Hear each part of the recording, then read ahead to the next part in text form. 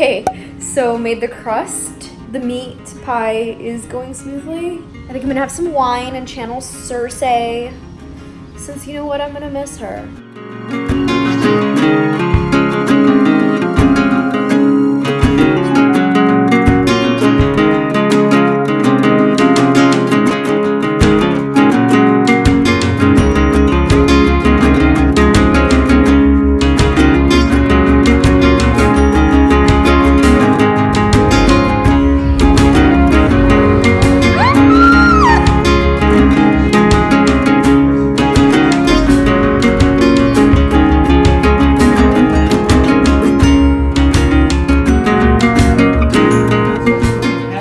I'm gonna do the recap and reaction tomorrow, but yeah, I cried my fair share.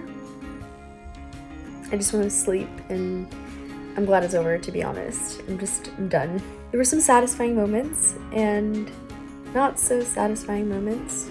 Best moment, John finally petting Ghost, like finally. Other than that, the whole Brienne scene when she was writing about Jaime was really sweet. I like that Arya sailed away in a boat that had the Stark banner. It still means that she's connected to her family, and that was really, really sweet. Really would have loved a Gendry scene, but you know, it doesn't work out like that. Dany died really early on. That was pretty crazy. I'm fine with these choices if it was just more thought out and not so rushed. I felt like it was all packed in to this episode, and it was just kind of like, it didn't make much sense. But I feel like if it was more explained, like when George writes the books, finishes, and he writes it out, you know, if this is the same exact ending he has, it'll definitely make more sense. I feel like if they would have extended this a little more, it would have made more sense. But they consolidated, and it just kind of feels super, super rushed. I feel bad that my man Joe only had one line. He literally said one word. He deserves better than that. But yeah, I guess it is what it is, you know, you can't change it.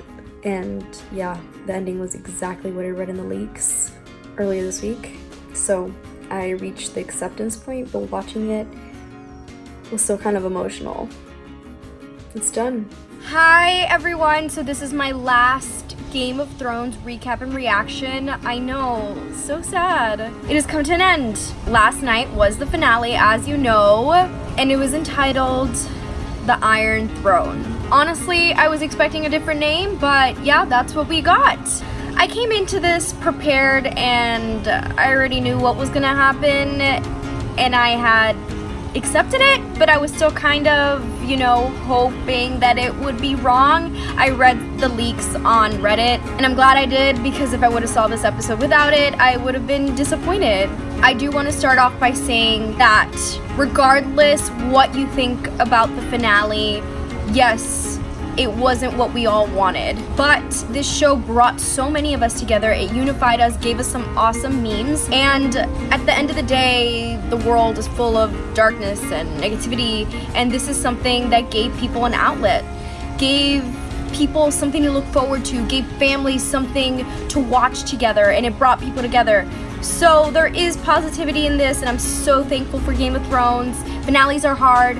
I do not envy the writers for having to put this together. That being said, I think my main issue with this season, especially these last 3 episodes, is that it is extremely rushed. And I get it, everybody wants to move on. It's been a long time, like I've said in my last video, but it's hard to watch in a sense that it doesn't feel like everything was wrapped up, and I don't think everything will ever be truly wrapped up, because this is TV, it's not a book. This season did motivate me to want to read the actual books. I read the first book, now I actually want to read the rest of them, because I really want to know how George wraps this up. I just feel like there were a lot of loose ends, and this episode was very forced and rushed. And yes, there were good moments. I have a pros and cons list, but at the end of the day, my major con is that it was wrapped up very, very quickly. It ended so fast, and I feel like we missed out on a lot of moments that we would have liked to see. I'm rewatching Game of Thrones with my family. Like I've said before, I'm currently at the end of season 3, and it's very different comparing the earlier seasons to now, where I don't want to say the earlier seasons dragged, because that's not true at all. I just felt like everything was elongated and given its proper time. And season 8, especially the last 3 episodes, I actually liked the first 3 episodes. First half of the season I liked, the second half not that big of a fan of, even though I do think there were incredible moments. And I'm not saying I could do it better, because that's not true at all. I'm just saying, as a fan, as a viewer, I was left wanting more. And, you know, we're never gonna get that closure that we want. I do like how it was somewhat open-ended. It wasn't like ending in a dream or just ending in a blackout, but I still think they left some of it to the imagination where we can kind of come up with the rest. I came in with no expectations, but I was still kind of, you know, sad. I'm a very hopeful person, so I was like, oh my god, like maybe it's wrong, maybe this will happen, maybe they missed something. But no, I was a fool yet again. We were told that this would be a bittersweet ending, and it was a little bit more bitter. There were sweet moments, of course, I'm not gonna lie. As a positive, this wasn't all bad, you know, there were good things too. My pros, it's done, yeah. I love this show and I didn't want it to end, and I wish that it could go on forever. Not really, you know, we don't want it to get to the point where it's just dragging, but I think this was just kind of cut loose way too quickly. Even though it is season 8, I just think we could have done with a little bit more. But I'm glad it's over. I don't have to stress about this or think about it. It's done, it's all wrapped up. It is what it is. Con, it's done. It's sad to see something that we've had for so long end. At least we have the books. We still have some more books coming out and spin-off series, whatever. I would actually really want to watch an Arya spin-off series. I know a lot of you guys are like, ew, no, but that could be kind of cool. Maybe we'll get that Gendry reunion, me being a clown again. Pro, the Starks are all okay. It started with the story of the Starks and it ended with the story of the Starks. The whole montage, everything. I think that was beautiful. I think their endings were somewhat fitting. If more time was put into it and this was a little bit longer and they would have added maybe another episode or something, or a couple more episodes, then I think it would have been better. Sansa as queen, love it. Arya on a new adventure, love it. It was like a Stark ship, whatever, and I saw that and I cried, because she's never gonna let go of that. She's always gonna be a Stark, and I don't think that she'll be gone forever. I think she will come back. I don't think it's a forever goodbye. And Jon going back to the Night's Watch, whatever, there's none of that left. I guess he's just wildling at this point. He got reunited with Tormund and Ghost, and I think he could be happy there. I think a lot of this ruling and stuff was forced on him, and he didn't want to do it, so yeah. And the negative is, why couldn't Jon and Arya be there to see Sansa become Queen of the North? Like, I would have loved to see them there, like, cheering for her. But, you know, we don't get that. Oh, and by the way, wearing my Arya Stark shirt that I got from MegaCon, love it. Sansa's look was incredible. I love the crown with the dire wolves and the dress, the leaves. The details were incredible, and her hair down, this whole new look for her that's totally her, is wonderful. Drogon, story arc, come on, like, that character development. That dragon didn't kill Jon, burned down the Iron Throne, broke the wheel. Yeah, done with. Drogon was like, I see what the Iron Throne has done. Iron Throne did this to my mother. I still don't know why he didn't kill Jon, but, you know, like, Jon petting Ghost, obviously a pro. And I've said this before, but this is a major, major pro. The cinematography and the music, the acting, the editing was just incredible. It's gorgeous to watch some of those shots. That shot of Drogon appearing behind Daenerys while she's facing her armies was phenomenal. I know we're all talking about it, but when I saw it on screen, I yelled. I was like, oh my god, that's just so gorgeous. I mean, obviously, these actors brought these characters to life. I could not have imagined it any other way. They did such an incredible part. They are that character, and as a viewer, it's amazing to watch. Sir Podrick, yeah, I heard that and I was like, my heart. He's like there wheeling around Bran. I was like, you go Podrick. Gendry, Joe was in this episode, so that's a pro, and he's Lord Baratheon, so that's awesome. Khan, he only said one line. He said I, and I'm like, wow, Did we really just bring Gendry back to bang Arya and then just represent House Baratheon? Yeah, pretty much. I wish they would have had some interaction. Like, why make them seem in love? I know she rejected his proposal, but obviously we knew that was gonna happen. But I just wish they would have shown an interaction between them, because it's just kind of like, I mean, what was really the point? I think there's obviously love there, and yeah, realistically, you know, you don't really end up with your first love. Arya's still very young and she has to explore and stuff like that. I get it. And Gendry, they wanted him to be Lord Baratheon. That's what they wanted from him, and that's what he's gonna do. He still has a lot of, you know, growing up and stuff like that, but like, I want him to be happy and have a family. And if that means without Arya, you know, that's just what it'll be. But yeah, I would have loved for them to have an interaction, even if it was, okay, like, I'm leaving, like, I wish you well, you know, type of thing, instead of just acting like they don't even really know each other and there's just nothing there anymore. I think that was poorly done.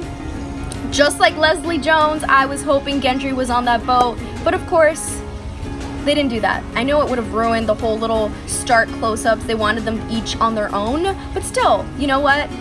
I'm gonna continue thinking that he was in the lower compartment or rowing next to them to catch up, or he's just there waiting in Storm's End and Arya is gonna show up eventually. You know what? Either way, it's up to us. At least they're both alive and well. On that note, a con is ships have sailed. There's not really any relationships that they showed. Yeah, I'm sure Gilly and Sam are still going strong, but they didn't even show her. They were like, yeah, we had enough. The con, casual Bran as king, it felt like it was just thrown there, and that goes into my rushed critique of it all. I never really thought Bran would be king, and I get it. You know what, he never really wanted it, so that's what would make him a good king. He has all these stories and he could see the past and the present and future, whatever the heck. But it was just kind of thrown in there. Tyrion all of a sudden is like, yeah, Bran, him, king, awesome. And everybody's like, aye, sounds good to me. Dany died so quick into this episode. It was just like, what? I don't know. I feel like it could have been separated. This could have been separated into 2 episodes and we could have gotten a really good epilogue. Because I feel like what they used as the epilogue is a Stark montage. And it was just kind of what they already said in the episode. Arya's like, I'm sailing west. That's what she does. Sansa's ruling the north. She's the queen of the north. And that's exactly what they show. Jon is going to be going to the Night's Watch, to the Wall, the Wildling, whatever the heck he's going to be doing. And they show it. And it's kind of like, okay, like, really? Like, you just told us that's going to happen and then you show it. I think we could have done with more of an epilogue with all of our side characters as well. Like, maybe showing Gendry Storm's End, or maybe on the boat. I don't know. Or maybe what happened to Drogon. You know, it was just kind of like, okay, we could have had a little bit more closure there. And yeah, obviously unanswered questions, and I think I touched upon that. There's just a lot of things we don't know, and I guess the show will never tell us. I really want to see the inside the episode in the documentary to see what they all say about it, what the writers say about it, about their choices, even though it never really answers anything that I'm thinking. Side note, Robin Aaron has glowed up. He Neville Longbottomed. Yeah, he looks completely different. He didn't say anything. He was just kind of there, just like a lot of the characters. They were just kind of there. And they wasted like a whole minute Tyrion arranging chairs. I was like, the whole part of Jon walking away with the wildlings, I thought that was kind of long and not really necessary. I get it, he's leaving, but like, okay. I guess also kind of a con. They basically only brought Jon back, so it seems, to basically be the one to kill Dany. And his lineage only really matters when it comes to Dany, because it was something that set her off, that kind of was a barrier to their relationship. So I guess that's the only purpose it served, because at the end of the day, nobody cared. Nobody was talking about how Jon could be king. Obviously, he doesn't want it, but still, it was just kind of like, okay, what was the point? So diving into the episode, we see the mass destruction, obviously all the bodies, the children, and it's very disheartening and not great. We're like, ill. Grey Worm still following what Daenerys has told him to do. They're killing the rest of the Lannister armies. There's basically only like a couple left, and Jon's trying to fight it, and I'm just like, pick your battles, because they're gonna do it regardless. You know, I know they're kind of shouldn't die, but like, yeah, the rest of them are already dead. So Tyrion walks alone, searching for his brother and sister, and he finds Jaime and Cersei in the rubble. I like how right next to it there's like nothing on the ground. I don't know if they just kind of cleared that area, but maybe if Jaime would have stood somewhere else, they could possibly still be alive. But at the end of the day, Cersei was going to be executed no matter what, and so would have Jaime. So, Tyrion was banking on them being able to escape, and now he's the only Lannister left to pay off their debts. And he's also the tallest Lannister left. So yeah, we know for sure they're dead, and yeah, I think Lena and Nikolai were paid $1 million for their bodies to be there, so good for them. Dany's armies have seemingly multiplied tremendously. I don't remember her having that many. I thought a lot of them died, but all of a sudden they're just there. She gives a speech about liberation and how they're going to continue liberating people, blah, blah, blah. And we're all just like, okay. Tyrion, obviously over it. He's like, yeah, no. Throws the handpin off and basically resigns. And Dany's like, well, we're going to kill you anyway. So, like, you're a traitor. So, yeah, he's arrested. And Jon's just patiently waiting there to talk to her. He's like, Tyrion and Arya try to talk Jon into turning on Dany. They're, spitting facts to him, and he's still like, my queen. And that's why also, since everything had to be packed into this episode, that switch happened like that from my queen to shots, I gotta kill her. It was just very, very, very fast. Dany touches the throne, but never sits on it. I just wanted her to sit on it before she dies, just so she knows how uncomfortable it is and wonders, hey, was this really worth it? That whole thing with Drogon disguised in the snow and ash and whatever, I was like, whoa, like, how do you do that? Like, Drogon wins at hide and seek, and he lets Jon through. He's like, okay, like, you're cool, you're like a Targaryen, so whatever. Dany is babbling on to Jon about when she was a girl and how she couldn't count to 20 and how Jon used to be a bastard, blah, blah, blah. They kiss, and yeah, Jon stabs her. Jon kind of forgot she's his queen and he loves her. I'm just kidding. You know what? That must have been so hard for him. You could tell it was. Like, Kit did a good job of it, and so did Amelia. And it was just so heartbreaking to watch how, like, they're just, like, kissing, and then his face changes when he, like, stabs her, and her face just, like, I don't know how else it could have been done. I'm not gonna lie. I don't know how else he could have killed her. He had to have done it without her knowing, because if not, she wouldn't let him near her, and Drogon would have killed him. So I get it, but it was just heartbreaking to watch, and I was like, that's it.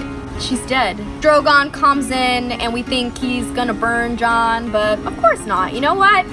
I think they're done killing off Starks. Drogon is like, you get to live with this, Jon. You get to deal with this whole pain and wondering if you did the right thing for the rest of your life. That's torture enough, because once you die, you die. So Drogon burns the Iron Throne, and Dragonfire just makes it all burn to nothing. Drogon broke the wheel. Drogon picks up Dany and leaves.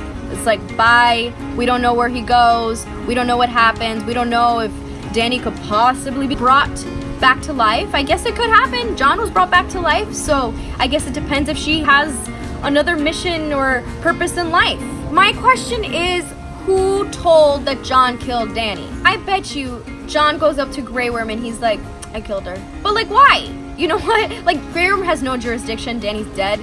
So I'm just like, why couldn't they just lie? Oh, like, I saw this tweet and it was like, Jon could have just lied and said Drogon stepped on Dany, she died, and she was stuck to his foot and he just had to fly away. I know, far-fetched, but like, Jon could have kept that to himself. Drogon got rid of the evidence. Drogon did him a solid, and Jon just... So then there's the whole Tyrion trial, and you're like, okay, like, who set up this trial? We see the whole council, lords and ladies, whatever. And we see a bunch of people I don't even know. Sansa, Arya, Sam, Gendry's there, Davos is there, Robin Arryn, Prince of Dorne.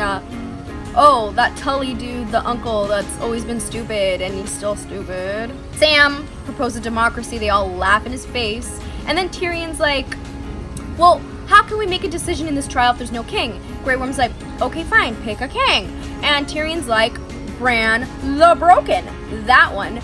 he'd be a great one. And it's like, Bran couldn't even pick his own name, Bran the Broken. Like, that's so freaking rude. Would you even want a king or a queen with a title including Broken? It could have been Bran the Bruised, Bran the Three-Eyed Raven, Bran that survived falling out of a window. So yeah, they basically agree. The council's like, aye, okay, fine, Bran is king. And they agree that they will elect rulers from now on. It won't automatically just stay in the family, which is awesome. Sansa so kindly points out that Bran can't have children. And they're like, yeah, that's okay. You know what? We'll just elect people after this.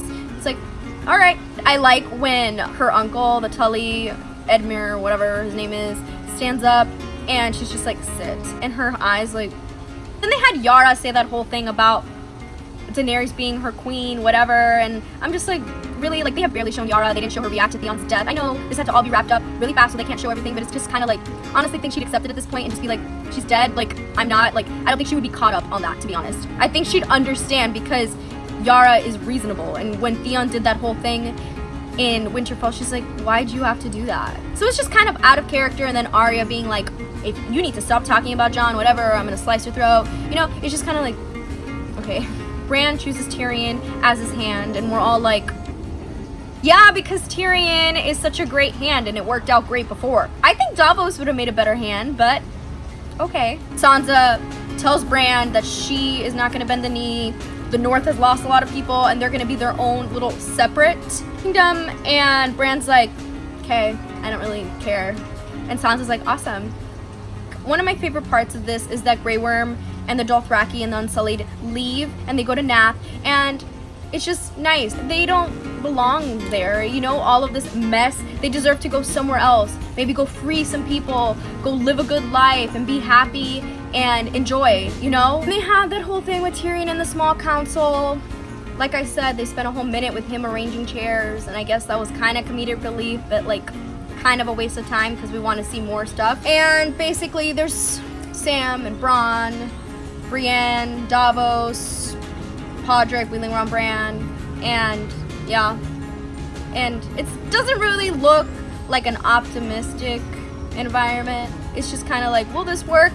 I have no clue. Bronn is master of coin for some reason, and also Lord of Highgarden. Olenna and the Tyrells are probably in heaven. Like, Bran makes this comment that he's like, you know, searching for Drogon. You know how he like can get into animals and stuff like that. It doesn't really say anything else about it. It's just like, why say it? Like, if you're not gonna give us like, it's just like, okay. Arya basically becomes Columbus or Magellan. She's going out to explore. I like the little bun she has. It's no longer like half up, half down. It's just like a tight little bun there. And that makes it easier for me now when I dress up as Arya, because I don't want to cut my hair. So I can just put it in a bun. So yeah, Sansa looking fabulous, the queen we all deserve, and Jon leading the Night's Watch.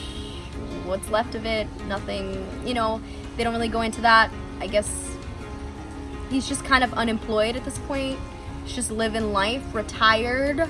He looks like his young self back when he was in the Night's Watch, with his loose curls, no longer half up, half down, Stark look. That whole little goodbye scene between him and Sansa, Arya, and Bran was cute and sweet and sad, and I cried. I cried multiple times in this episode. It was just very emotional to watch it, even though I knew what was gonna happen. Also, guys, funny, Dany did not waste no time to put up that Targaryen flag banner when she burned down all of King's Landing. Thing was up there so quick. So I guess some questions that I'm left with. How much time passed when Jon and Tyrion were basically prisoners? Because you see their beard grow out and stuff like that. I'm guessing, yeah, a significant amount of time, maybe months and stuff went by. I wish they would have showed us some other stuff. Like, it just feels like so rushed. I wanted to like hear about the other characters and what's going on with them. So I don't remember exactly where Uncle Tully was in all of this. Was he a prisoner there in King's Landing? And what about Ilaria Sand? Is she okay? Or are there other prisoners? Are they okay? Did they make it out all right? Like, we just don't know. Who are the rest of the people in this council? They don't even like really talk about it. Not that I really care, to be honest. Where did Drogon go? And will Arya come back? And I think yes, I think she will be back. I don't think this is the end for her. She's exploring. This is her travel time, her gap year, her exploration. She's what, probably like 18 years old. She still has a lot of life to live, and she'll be back for her family, and maybe Gendry, you know, if he didn't somehow follow her. Gosh, I hate them. Why couldn't they just give us somewhat of that? Like, I don't know. Why wasn't Bran in the Stark montage? They're like, whatever, he's a three-eyed raven, but he's also king. They're like just basically Arya, Sansa, and Jon. I guess because they showed Bran before, but it's like, yeah, nobody cares. So the water bottle in the council scene right by Sam, that's so funny. Like, Starbucks cup and now a water bottle. And why didn't they give us a real epilogue? Like, this just wasn't enough. And how will the Stark line continue? Because Sansa right now, I mean, she could still get married and have kids, you know, they never said that's not gonna happen. They didn't show her old and alone. So that's still open. Arya leaves, so yeah, alone seemingly. So, and Bran can't have kids, and Jon is like gone, and I don't even know if he's allowed to procreate. I don't know what the rules are anymore, because there really isn't a Night's Watch. So how will the Stark line continue? It has to. It can't just die out. That'd be awful. This is about them. Like, the story essentially they showed is about them. So why not? Like, I just like, how? I want to know. Oh, okay. So the whole scene of Brienne writing, how'd she write so, like, she can fight and write really well. Like, she is well-rounded. She was finishing Jaime's portion and, you know, wrote him, he died protecting his queen. Also his sister, and also his lover. I'm hoping her and Tormund meet up eventually. I think it could happen. I think that they can make this happen, or we can make it happen in our heads since, you know, it's done. And I like how they show Sir Barristan and Selmy's page, and I'm like, gone too soon. So yeah, at the end of the day, it was, I guess, a nice ending for the Starks, and it was somewhat fitting. These are my thoughts. This is my recap reaction, and that's basically it. I'm done. It's over, and yeah, I'm looking forward to reading the books. Maybe when George R.R. Martin finishes it, it'll make more sense and just fit better, because apparently the major characters do get this end in the books. This is what he planned on, unless he changes it. So interesting to see how he wraps this all up. It was a joy watching it, even though it was stressful. And even though I don't agree with all the choices, that's perfectly fine, because I don't have to. That's just the way it is, and this is what we have, and we have to make peace with it. But I'm so glad we have Game of Thrones, and I'm so glad that it was such a success, and that it has touched so many people, and it has touched me. All the characters have touched me, especially Arya. I always loved her as a character, and I always related to her. And I'm happy that we were given this story and that it brought us together. Even if it was to bash on season 8 or create memes making fun of it, it is what it is, and that's all I have to say. So let me know your thoughts, what you thought of this season, what you thought of the finale, and yeah, that's it, guys. Feeling kind of sad, but also kind of happy. I don't know.